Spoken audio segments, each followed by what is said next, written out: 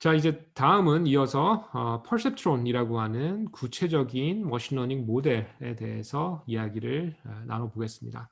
머신러닝 모델이라고 하면 두 가지 요소가 있다라고 했죠. 네, 첫 번째는 이제 어떻게 생겼느냐, 소위 말하는 이제 representation, 뭐 리니어 모델이라고 하면 뭐 라인이 되겠죠. 두 번째는 이제 이것을 이제 라인의 집합 H라고 하는 데서 하나 뽑아오는 건데 그 안에서 최적을 어떻게 찾을 거냐, 즉 트레이닝을 어떻게 할 거냐에 대한 두 가지 측면으로 설명을 하도록 하겠습니다. 그리고 참고로 이 퍼셉트론이란 1950년대에 제안된 머신러닝 모델이고 매우 간단합니다. 리니어 모델이고요. 하지만 얘가 중요한 이유는 우리가 현대적인 인공지능의 가장 중요한 요소 중 하나인 그 딥 뉴럴 네트워크, 딥러닝의 기본적인 단위가 되는 것이 이 퍼셉트론이 되겠습니다.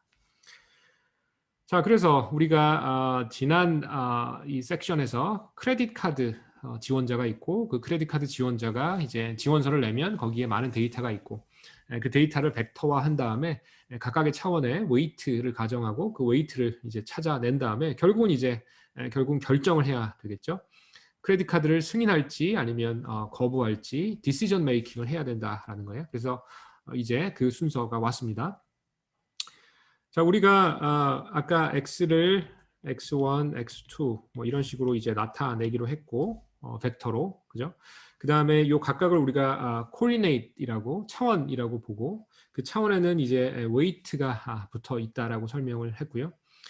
그러면 첫 번째 차원에 대한 웨이트 W1, 두 번째 차원에 대한 웨이트 W2 뭐 이런 식으로 해서 만약에 XD까지 있다 그러면 WD까지 이렇게 웨이트가 D게 있겠죠. 그래서 우리의 데이터 X하고 우리의 웨이트 W를 결합을 해서 하나의 신용 점수화를 하게 됩니다. 이게 실제 생활에서도 이렇게 이루어지죠. 여러분의 신용도를 평가해서 신용 점수라는 게 개개인별로 주어지게 됩니다. 비슷한 그런 논리예요. 자, 그러면 이렇게 해서 어떻게든 아까 이야기했던 X라고 하는 벡터와 W라고 하는 벡터, 같은 크기의 두 개의 벡터가 있을 텐데 이 두 가지를 잘 조합해서 하나의 스코어로, 스케일러입니다. 스케일러 스코어로 바꾼 다음에 어떻게 하겠어요, 그러면? 신용카드를 예를 들면 신용점수가 0점에서 100점 사이, 100점 만점이고 그 중에 만약에 50점이 넘으면 뭐 크레딧 카드를 발행하고 50점이 안 되면 거부하고 이런 로직 가능하죠. 예, 맞습니다. 그래서 결국은 우리가 100점에서 0점 사이라고 하는 어떤 그 크레딧 스코어의 레인지가 있을 것이고 그 레인지 중에 하나를 이용해서 우리가 그 thresholding을 합니다. 예를 들면 50점. 이 50점보다 크면 발급, 작으면 거절을 하게 되는 그런 원리죠. 그래서 결국은 어떤 문턱값이랄까요? 영어로는 threshold와 비교를 하게 됩니다. 그렇죠? 예.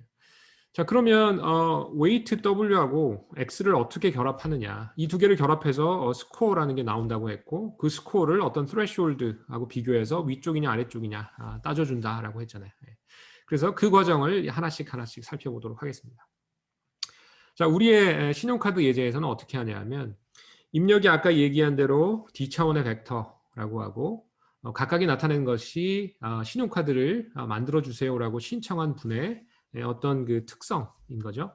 성별, 나이, 소득 수준 뭐 이런 게 될 거고요.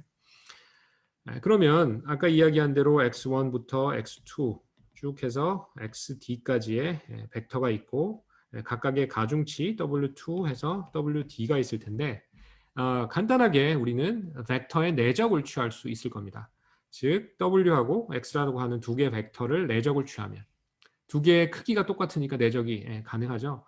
그리고 나서 나오는 뭐 스코어가 당연히 스케일러일 거예요. 그죠? 그럼 이런 내적을 우리가 그 하나씩 써보면 이렇게 아래에 있는 이퀘이션처럼 되는 거죠. 그죠? 첫 번째 차원에 대한 웨이트 W1 더하기 두 번째 차원에 대한 웨이트 W2 더하기 세 번째 차원 쭉 해서 D 번째 차원까지 더해주면 그것이 바로 그 벡터의 내적 또는 여기서는 크레딧 스코어가 되겠죠. 그죠? 자, 그래서 이 부분이 어떤 크레딧 스코어가 될 것이고요. 간단히 이야기하면 웨이트와 데이터, W 벡터, X 벡터의 내적인 것이고 그것이 특정한 threshold보다 크다라고 하면 우리는 크레딧 카드를 만들어 주면 되겠죠. 그래서 approve 하면 되겠죠. 굉장히 간단한 로직입니다. 그렇죠? 반대로 만약에 똑같이 구한 이런 가중치 합이 threshold보다 작아요. 뭐 같은 거는 뭐 위쪽으로 붙여도 되고 아래쪽으로 붙여도 되니까 일단 생각하지 말기로 하고요. threshold보다 작다라고 하면 그때는 deny 하면 되겠죠. 그렇죠? 네. 그래서 굉장히 간단한 그 로직인데 아주 널리 사용되는 심지어 딥러닝에도 이 로직이 사용되고요. 많은 머신러닝 모델에 이런 식의 가중치합을 threshold와 비교하는 이런 로직이 사용이 됩니다. 그래서 weighted sum 그리고 나서 thresholding 이렇게 두 단계로 이루어지는 decision making이라고 기억을 하면 좋을 것 같습니다. 자, 그래서 그렇게 하는 것이 그냥 perceptron이에요. 뭐 이름이 굉장히 멋있죠. perceive라고 하는 동사에서 나온 앞쪽 percept 그리고 electron 해서 이제 tron 그래서 perceptron이라고 이름을 옛날에 붙였고요.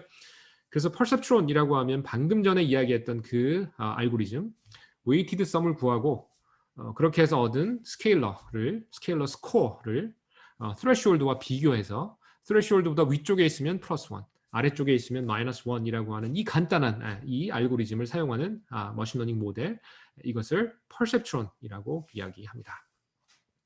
매우 유명한 모델이고요. 조금만 더 수학적으로 한번 나타내 볼게요. 그래서 조금 전에 이야기했던 바를 우리가 좀 더 포뮬레이트해서 설명을 하기 위해서 여기에 이런 노테이션 hypothesis set H가 있고 거기에 속하는 하나의 원소 H는 역시 리니어겠죠. 이거를 간단하게 써보면 이렇게 쓸 수 있습니다. 좀 전에 이야기했던 그 바를 weighted sum을 구하고 threshold와 비교해서 decision making하는 그 과정인 거죠.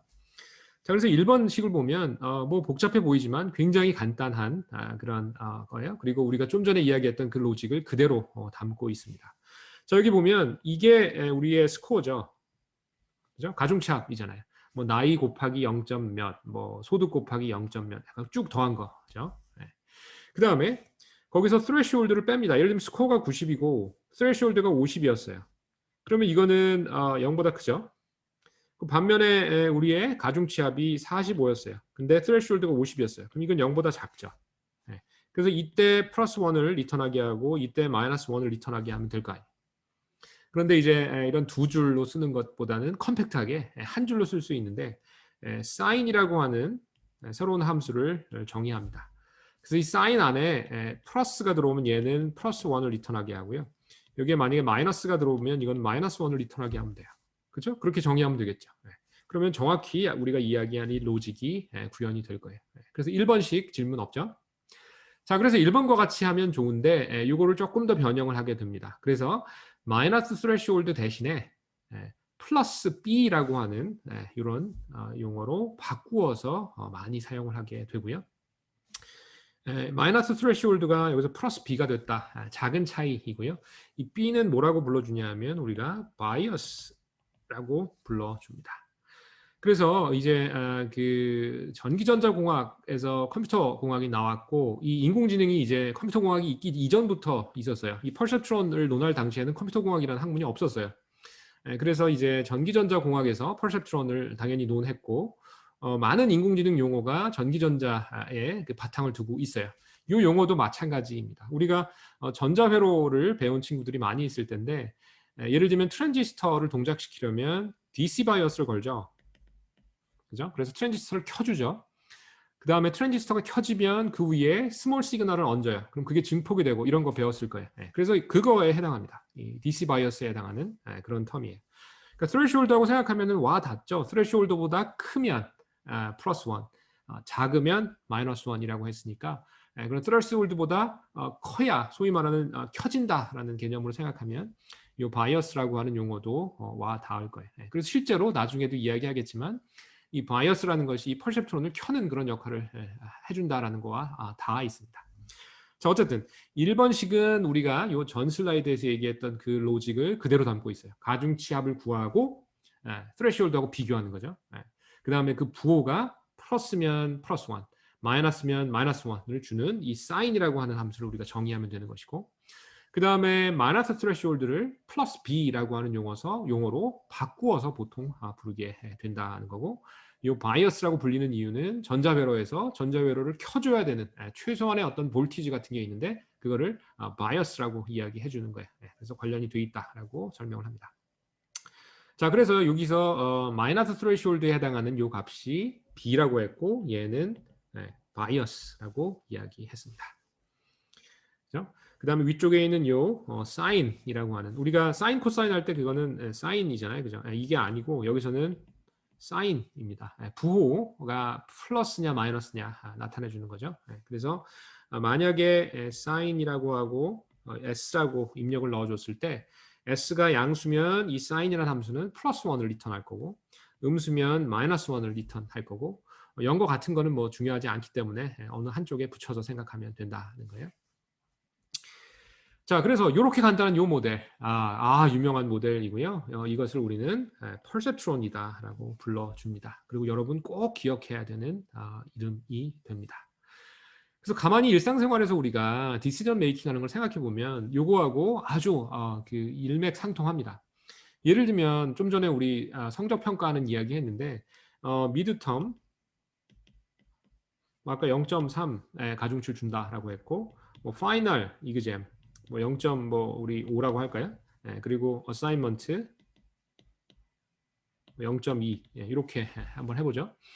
그럼 결국 이렇게 해서 우리는 뭘 구할 수 있어요? 결국 교수님들이 학기 말에 그래서 이 학생이 예를 들면 100점 만점에 뭐 97점이다 이렇게 나오면 이거를 나는 A 뿔 뭐 이렇게 주는 거죠. 즉 성적에 어떤 스레시홀드들이 쭉 있는 것이고, 여기는 A 뿔, 여기는 뭐 A0, 여기는 A 마이너스. 내 점수가 어디 들어오는지에 따라서 디시전 메이킹을 하는 거잖아요, 그렇죠? 이거는 일상생활에 사실 굉장히 많이 쓰입니다. 미드텀 성적 곱하기 0.3, 파이널 성적 곱하기 0.5, 어사이먼트 성적 곱하기 0.2, 그럼 가중치합이 될 거고, 그거하고 어떤 스레시홀드랑 비교해서 디시전 메이킹 하는 거. 이거는 아주 유니버설한 우리 일상생활에서 일어나는 일이에요. 그래서 그것을 그냥 수식으로 옮겼다라고 생각해 주시면 되겠습니다. 그래서 굉장히 직관적이고 여러분이 늘 하고 있는 그런 행위다라고 봐도 과언이 아닙니다. 어쨌든 우리는 두 개의 클래스, 플러스 1이냐 마이너스 1이냐 두 개의 클래스만 가정을 하는 바이너리 클래시피케이션이고, 우리의 바운더리는 선형이라는 거 기억을 해주세요. 자, 그래서 2D 케이스, 2차원 케이스를 한번 살펴보도록 하겠습니다. 자, 일단 왼쪽하고 오른쪽에 두 개의 그림이 있는데 같은 데이터예요. 단지 이제 클래스를 나누는 바운더리의 그 어레인지먼트, 위치, 모양만 다른 거예요. 얘는 이렇게 나누고 있고 여기서는 이렇게 나누고 있겠죠. 자, 그 다음에 여기에 점이 몇 개 있나요? 하나, 둘, 셋, 넷, 다, 일곱, 여덟, 9개의 점이 있어요. 그리고 나서 그 각각 점의 클래스를 우리는 그 모양과 색깔로 표현을 해놨습니다. 예를 들면 5개의 파란색 동그라미, 그리고 4개의 빨간색 X표 이렇게 있죠. 그러면 A번에 그려져 있는 이 라인하고 B번에 있는 이 라인, 둘 다 라인이죠. 맞죠? 둘 다 H라고 하는 라인의 집합에서 가지고 온 거예요. 그래서 A번 라인과 B번 라인, 둘 다 라인입니다. 동의하죠?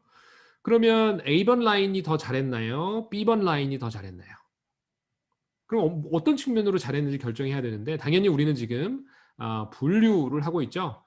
마이너스, 그러니까 여기서는 빨간 X표하고 파란 동그라미를 최대한 구분하고 싶죠. 영어로는 classification이라고 이야기하는데, 그러면 A번을 보면 틀렸죠. 2개가. 얘하고 얘 틀렸고 3개가 틀렸네요.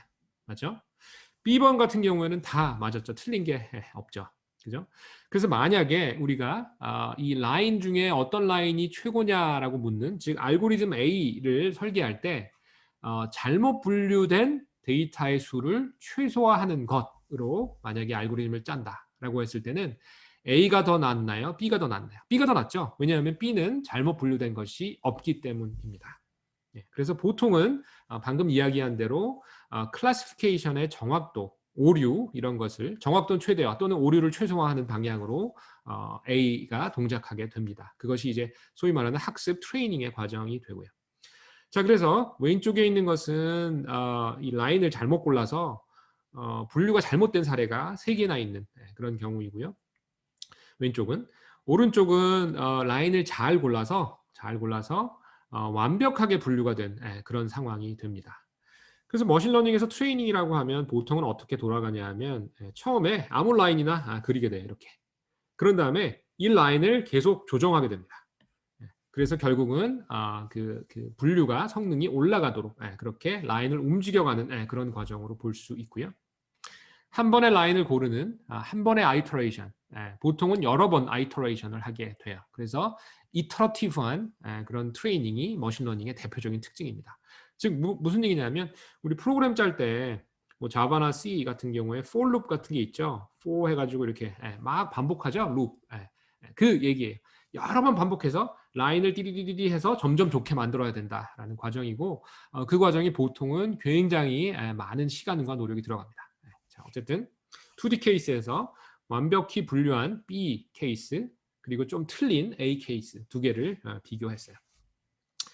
자, 그 다음에 두 개 다 모두 라인입니다. 그래서 얘네들은 공이 이퀘이션이 W1x1 더하기 W2x2 이렇게 정의가 될 거예요. 둘 다 똑같이 생겼죠? 왜냐하면 라인이라고 하는 같은 패밀리에 속하니까. 그럼 다른 점이 있다라고 하면 W1과 W2의 값이 다를 거예요. 맞죠? 무한대의 초이스가 있는 거죠, 결국. 그래서 이런 H라고 하는 라인 패밀리 중에서 베스트 라인, 여기서는 B와 같은 라인을 찾게 되는 그런 과정을 설명하려고 해요. 자, 그래서 아까 머신러닝 모델을 설명할 때 두 가지 면에서 첫 번째 representation, 어떻게 생겼느냐, 라인이에요, 퍼셉트론의 경우에. 두 번째, 어떻게 트레이닝 하느냐, 여러 가지로 설명을 할 수 있지만 우리는 곧 이어서 PLA라고 하는 알고리즘을 설명할 겁니다. 자, 여기서는 라인으로 생겼다라는 거, 그리고 라인 중에 최적의 라인을 고른다라고 하면 결국은 W1과 W2를 지속적으로 바꿔가면서 에러가 최소화되게 하는 그런 과정이다라는 거 설명을 했고요. 자, 그래서 이 라인을 이용해서 우리는 데이터 스페이스를 두 개의 영역으로 나누는 거예요. 그래서 이 라인의 위쪽에 있는 포지티브 영역, 여기서는 파란색으로 표현이 된 거, 그리고 아래쪽에 있는 네거티브 영역으로 이렇게 나눌 수 있다라고 설명을 하는 거고요. 자, 그래서 아까 이야기한 대로 W1, W2 그리고 뭐 바이어스도 이제 결국은 웨이트와 같이 우리가 결국은 알아내야 되는 값이기 때문에 같이 생각을 한다라고 했을 때 라인이라는 점은 동일하지만 라인의 컨피규레이션은 달라져요. 그렇죠? 이런 라인도 있고 저런 라인도 있고 이런 라인, 이런 라인. 걔네들이 다른 건 뭐냐면 이 W1, W2, B라고 하는 값이 다르다라는 거예요. 그래서 아까 한 걸 다시 한번 정갈하게 써보면 HX는 W1X1 더하기 W2X2 빼기 아니면 플러스 B 이렇게 되겠죠. 이 전 슬라이드에서는 그냥 플러스 B를 생략을 했는데 0이라고 가정하고 여기서 B까지 다 넣고 생각을 해보면 이렇게 될 거고요. 그 다음에 여기에 당연히 사인이 들어가야 되겠죠. 그죠? 자, 그래서 W1, W2, B를 바꾸면 라인 모양이 달라지는 거예요. 라인이라는 자체는 동일하다는 거죠. 자, 그래서 우리가 그 수학 시간에 배운 대로 라인의 이퀘이션으로 바꿔서 생각을 해보면 이렇게 쓸 수 있고요. 아까 사인 이 안쪽에 들어오는 이 부분 그 라인의 이퀘이션으로 옮겨 써보면 왼쪽과 같이 될 거고요.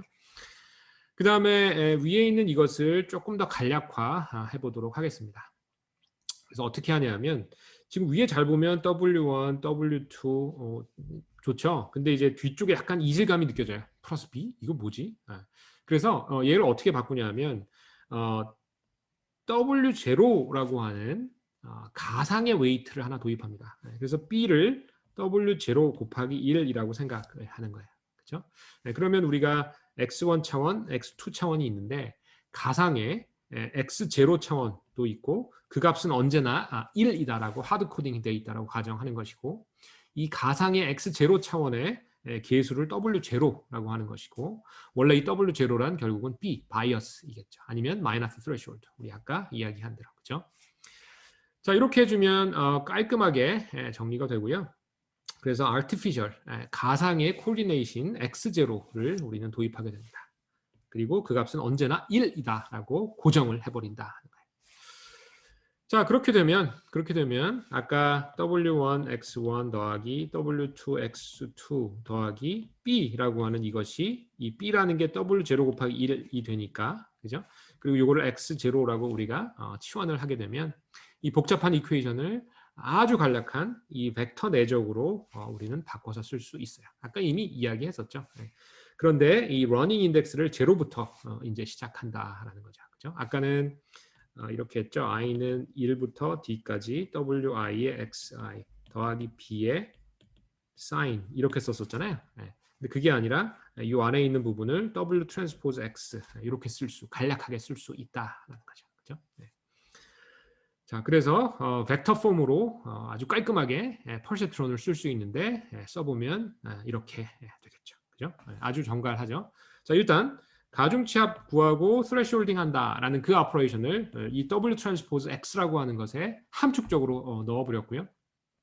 이 스코어에 대한 부호를 우리는 계산을 해서 이게 플러스 1이나 마이너스 1 둘 중에 하나의 값을 갖게 되겠죠. 그죠? 그래서 우리의 퍼셉트론 H에다가 X라고 하는 걸 넣으면 얘는 W 트랜스포즈 X라고 해서 가중치합을 구하고 스레시홀드를 뺀 거에 이제 값을 줄 것이고 그거의 부호를 측정하면 이게 플러스 1이거나 마이너스 1 이렇게 리턴이 되겠죠. 그죠? 아주 깔끔하죠. 그래서 3번씩 꼭 기억해 주세요. 이것이 그 유명한 퍼셉트론의 방정식이 됩니다.